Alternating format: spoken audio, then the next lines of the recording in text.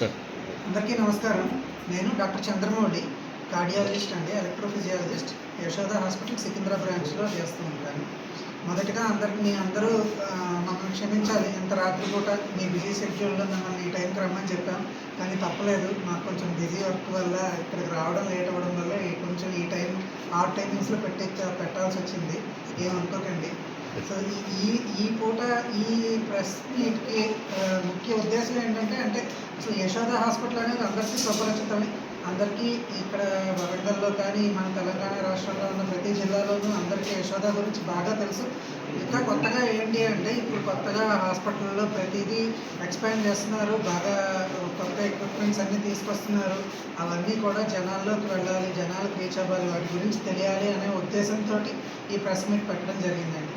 ముఖ్యంగా నేను cardiologist, electrophysiologist. నా డిపార్ట్మెంట్ గురించి చెప్పాలి అంటే మనకి ఇప్పుడు ఇండియాలోనే లేటెస్ట్గా రిలీజ్ అయిన ఎక్విప్మెంట్ పల్స్ ఫీల్డ్ అబ్లేషన్ అంటాం. అది కొత్తగా, అది కూడా మన తెలంగాణ రాష్ట్రంలోనే మొదటిసారిగా మన ఏకైక యశోద హాస్పిటల్లోనే దాన్ని తేవడం జరిగింది. సో దానివల్ల ఏంటంటే ఎవరికైనా గుండె రోగాలు ఉండి, గుండెలో లయ ఇబ్బందులు ఉండి, గుండె దడ బాగా ఎక్కువగా వచ్చే రోగులకి ఇంకా కొంచెం బెటర్ చికిత్స చేసే అవకాశం ఉంటుంది.